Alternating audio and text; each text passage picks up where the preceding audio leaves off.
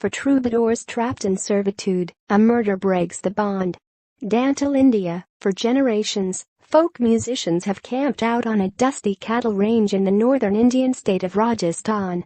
Mostly Muslims, they earn their keep by performing for Hindus who live in sturdy huts built of stone. So it came as no surprise when Aamad Khan, a poor singer with deep-set eyes, was summoned to a nearby temple one night to play his harmonium, an air-driven organ. He was told to use his music to inspire the Hindu goddess Durga to enter the body of a local faith healer who happened to smell of alcohol that September evening. The song would be Mr. Khan's last. Around 10:30 p.m., Mr. Khan's limp body was taken to a hospital, a stripe of blood congealing below one ear.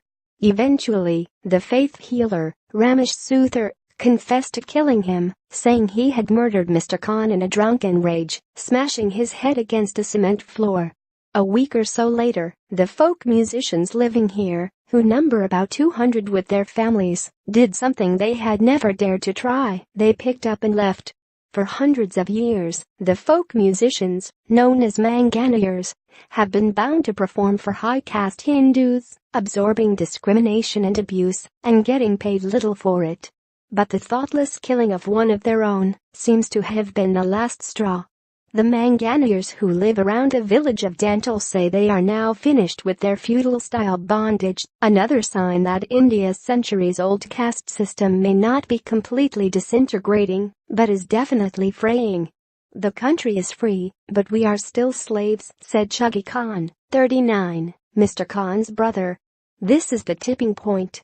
Bound at birth to the Rajputs, a princely Hindu warrior caste, the manganayars, whose total number is in the thousands, are scattered across small pockets of India and Pakistan.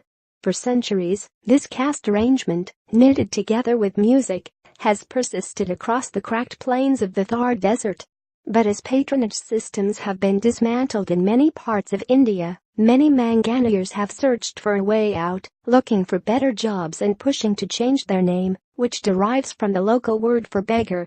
Emboldened by increasing literacy, they have also migrated to cities, enticed by the prospect of performing for higher wages in hotels, for tourists and alongside Grammy winners. Daniel Newman, an ethnomusicologist who did field research on the manganayars a few decades ago, still remembers surprising conversations he had with singers, some of whom lived in places accessible only by camel. The musicians lived in India without access to electricity or consistent access to water, so the contrast was difficult to imagine, he said, when they talked about the five-star hotels where they had stayed, in London, Paris and New York when commissioned to perform. Manganayars, who are traditionally Muslim, but are often non-practicing, are classified as a semi-nomadic tribe by the Indian government. They qualify for many of the same constitutional protections and benefits aimed at low-caste Hindus like Dalits, or untouchables, and those from what are officially called other backward classes, according to Surinder Singh Gajraj, an official with the Ministry of Social Justice and Empowerment. These protections and benefits have not always been realized in rural India, but they include school scholarships, land entitlements and housing for families living below the poverty line. Generations ago, the patrons of the manganayars were the Rajputs. But the distinction has been relaxed to include other Hindus in DANTAL, a village in western Rajasthan of a few thousand people clustered near a lone cellular tower, one of the few signs of modernity. With high-pitched voices that wiggle and shake, manganayars sing at weddings and religious gatherings. Their mandolin-like machas are made from mango wood and goat hides. They perform sobering songs about abuse, love, loss and the casualties of past battles, evoking historical figures like Alexander the Great. They also help faith healers reach a trance state.